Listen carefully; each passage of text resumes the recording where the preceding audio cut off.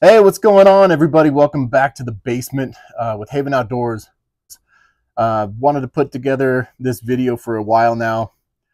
Right after I got my bike build video done, I actually injured my wrist and just haven't been able to ride for a few months. And now we're here. Wrist is feeling better, at least enough to ride, you know, some more mellow stuff and get out on the trails a little bit and get some footage. So just a couple things about this bike that I'll talk about now.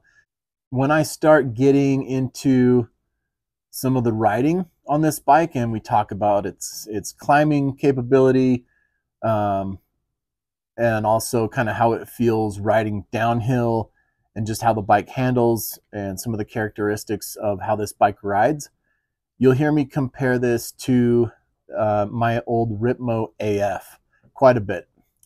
This bike is actually pretty similar to the Ripmo AF. Geometry is really similar to that bike. Travel numbers are pretty spot on, like almost identical to that bike as well. I would say the main difference that I can tell you right now on the Meta V5 versus that Ripmo AF is Commencal does have a longer chainstay. On that Ripmo AF, I believe it's a 435 chainstay on the extra large. And then on this Meta V5, we're looking at like a 440 millimeter chainstay. So the rear center is a bit longer, and you do feel that stability come through with that longer chainstay on the Meta V5. On the Ripmo, however, with that shorter rear end, I noticed that it does get through the corners a lot easier. It gets through the corners, like especially those tight corners, tight, fast corners. It gets through those pretty quick versus this V5, which not sluggish by any means, but you do notice a difference. Overall, just straight, you know, fast riding through chunk and, you know, kind of bumpier, more gnarly terrain. I do feel a bit more stable on the Meta V5. However, I do feel like I sit up a bit higher in this bike on the Commencal, whereas the Ripmo AF, I felt like I sat down in the bike a little more. It felt lower.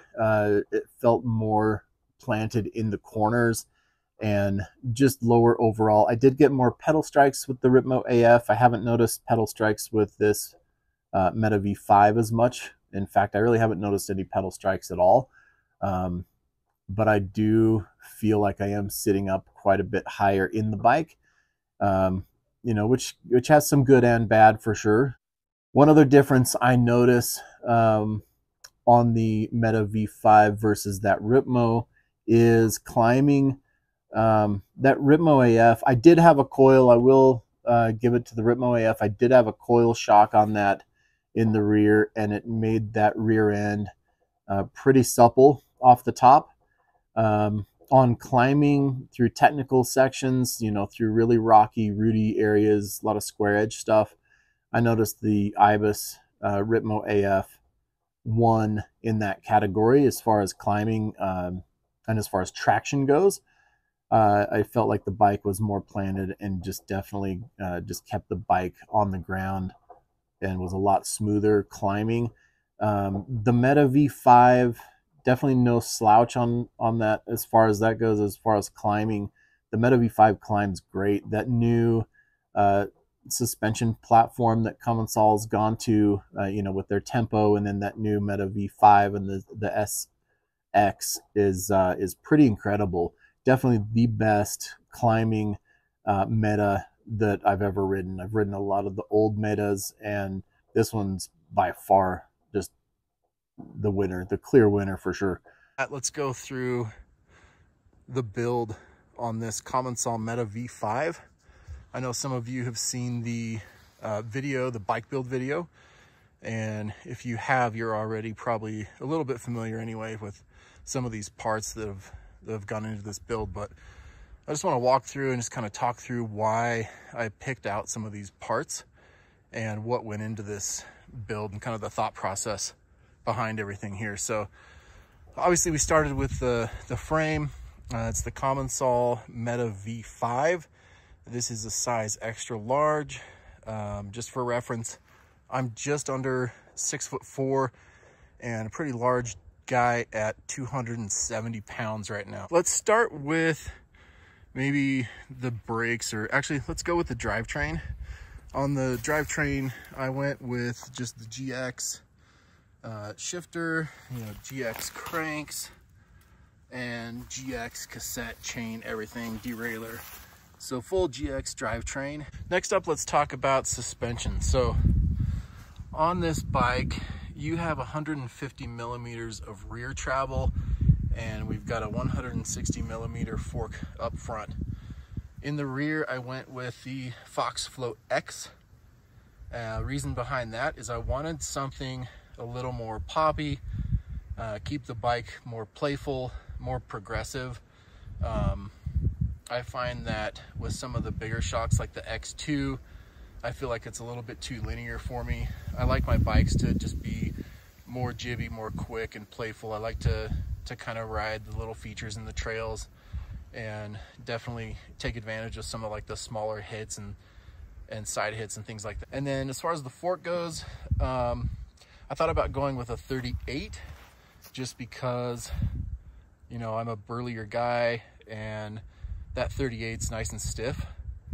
But I wanted to keep things, like I said, a little more light. I wanted to keep this build more toward the trail end of enduro. Commencal puts this into their enduro category, and I think you could definitely race some enduros on this bike. We'll talk about kind of the ride characteristics as we get into some of the riding, but I feel like this is a lot more like my Ritmo AF. So I had an Ibis Ritmo AF. You'll hear me compare this bike to that quite a bit. Let's move into the brakes. So I've always been a real fan of Magura MT7s.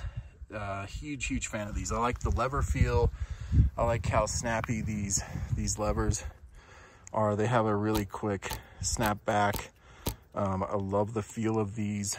These are the Loic Bruni levers, and I feel like these have a little more leverage than the other Magura levers for sure. One thing I'll say about these brakes is the pads that come on the Magura MT7s, just the stock pads, I feel like they have never worked for me at all. I know some people say they've worked fine. Maybe it's because I am a bigger guy, but they've never worked. So one thing about those pads, the stock pads at least, that I don't like is they take forever to bed in. And then once they're bed in, I feel like they're glazed over and just absolute garbage after that. And they just do not bite. MTX had a pad for these for a while. The MTX had the red pads and then the gold pads that I actually ran on previous bikes, which worked really well. I talked to MTX and they said they should have a pad again for the MT7s this summer, hopefully. What happened, I guess their formula was a bit soft, something like that. But I really liked those pads. But what I've been running here on this bike, I went with the Galfer pads. You can see the kind of the purple backing on these. And these Galfer, I went with the e-bike compound. These have been absolutely amazing. They're super quiet and they have a really good bite on these pads. Almost like an instantaneous grab, but I've still got plenty of modulation. All right, so next up, let's talk about maybe some of the P&W components I've got on this. So I've been running P&W dropper, stem, handlebars, grips for maybe the past 3 or 4 years. Absolutely love their stuff. It's reliable, it works. It's not super expensive. It's pretty budget friendly. And the guys at P&W are just rad people all around. So I've got a 200 mil dropper here. It's the Loam dropper. I've got the Loam lever on this, which feels super good. I've also got the Loam grips in the XL. I like the thicker grips on these for sure.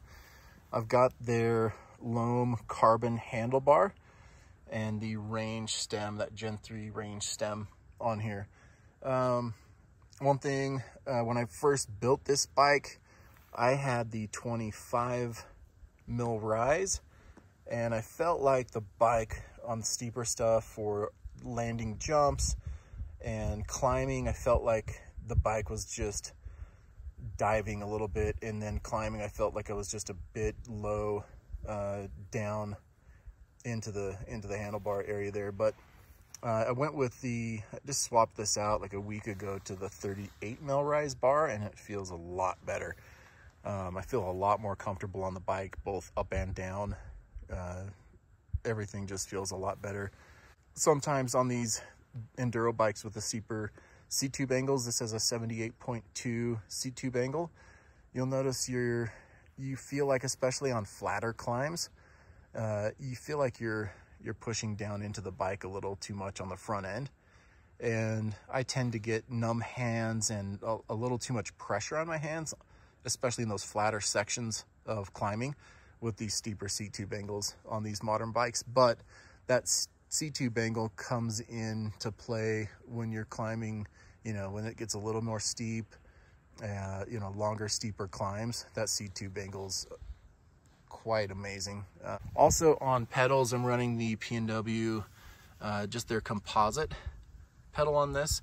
I like the feel of the composite. I feel like they're a little more damp than the aluminum pedals actually, and they're like half the price, and I feel like they work just as good. Plenty of traction on these, plenty of grip. I feel like these aren't like super grippy as some other pedals out there. They give you enough play that you can still position your foot.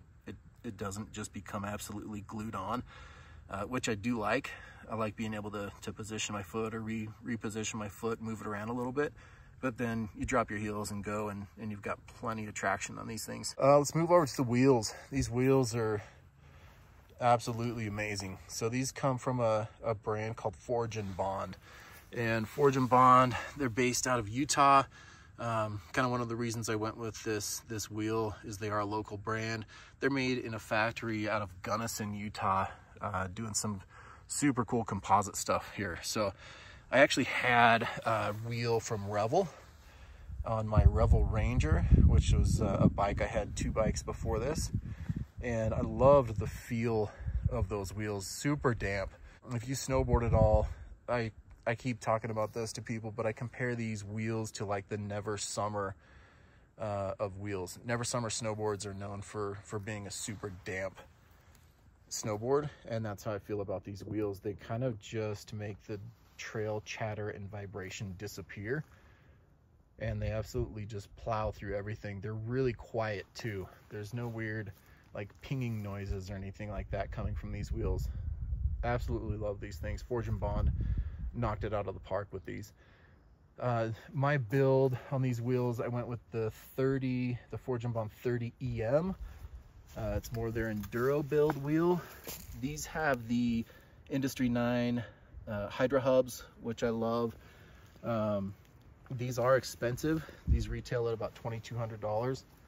If you want to get into this wheel at a lower cost, you can get their new shift wheels for around $1,200. And the only real difference there on those shift wheels is going to be the in-house hub.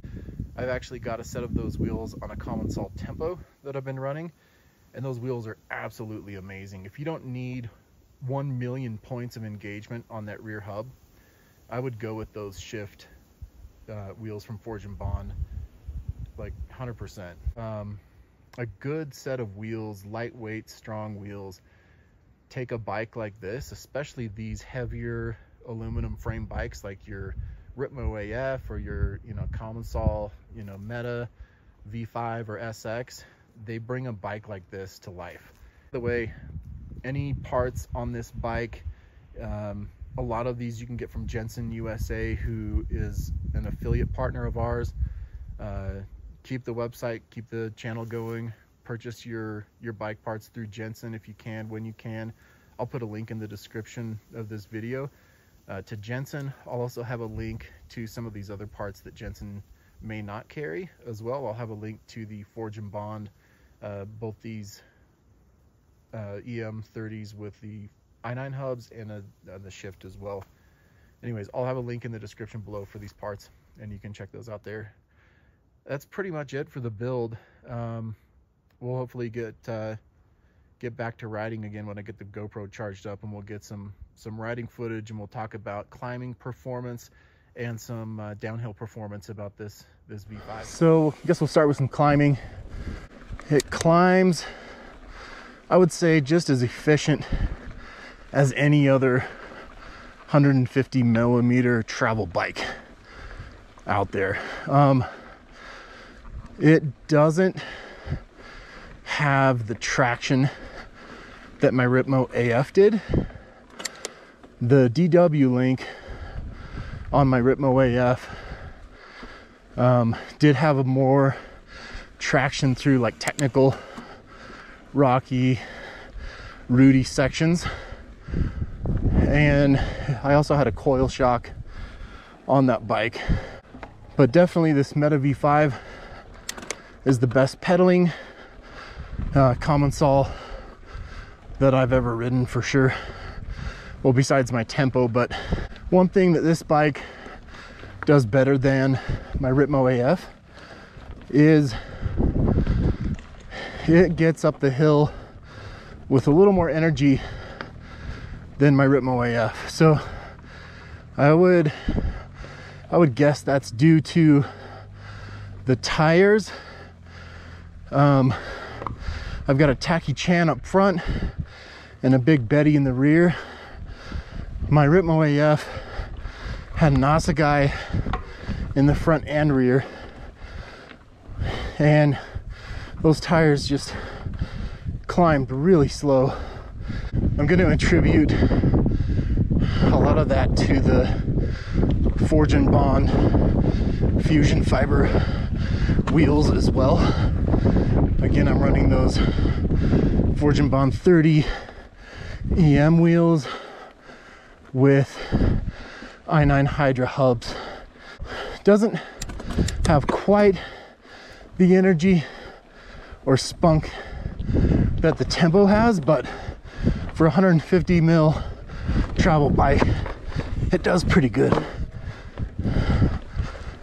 Well, let's go with a little bit of downhill. Talk about how this bike goes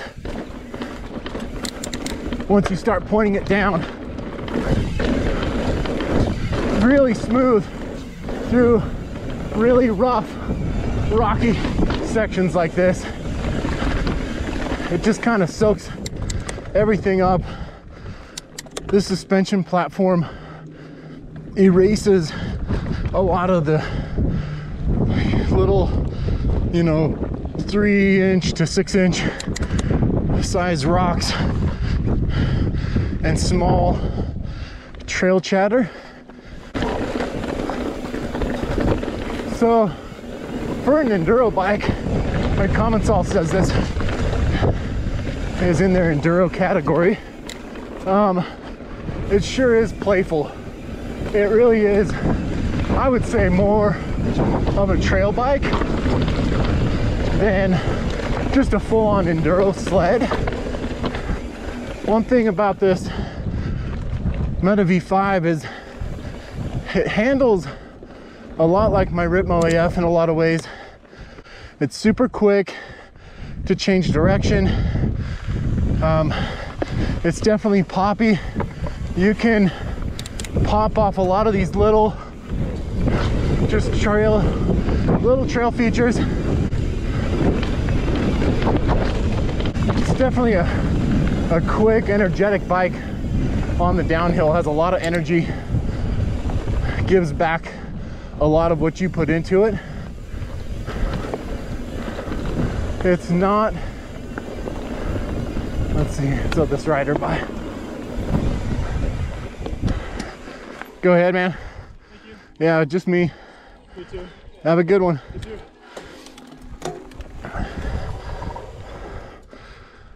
So one thing with this Meta V5, it doesn't sit quite as low, even in this low setting that I've got it in. It doesn't sit quite as low as my Ritmo AF in the corners, but definitely still corners really well. It's a lot of fun. Love this bike. It's definitely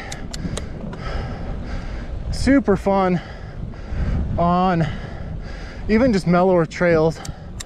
It doesn't feel like you're over biked, but then when you do get into some situations where you need that extra suspension and you're blowing through, you know, bigger rocks, bigger roots, bigger drops, decent sized jumps, stuff like that, this bike feels like it's got more than 150 in the rear. My Ritmo AF always felt like it would hit its limits pretty quick, and this bike seems to have a lot more to give when you need that extra suspension. It does a great job. Who this bike is for, I would say if you're going to be just riding a lot of different types of trails, you want something that's quick, that's playful, but you still want a bigger bike when you need it, and you want that extra suspension. This will give it to you. One thing about the Meta V5 that I'm noticing is I don't get near the amount of pedal strikes that I had on my Ritmo AF. So this video won't be a real full review. I just wanted to give some thoughts about how this bike climbed, a little bit how it descended, and then kind of, you know, who this bike is for. But I'll have a link in the description below when I release this video. You can go to our website and check out the full written review. I'll have this video there as well. Just head to www.findyourhavenoutdoors.com, and yeah, feel free to like and subscribe.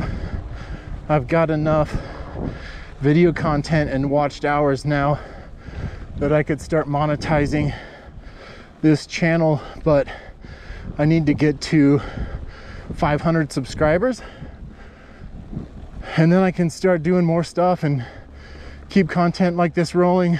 And I'll have some links as well for different parts you can buy on this build from Forge and Bond, and then a lot of these parts from Jensen USA, one of our affiliate partners here.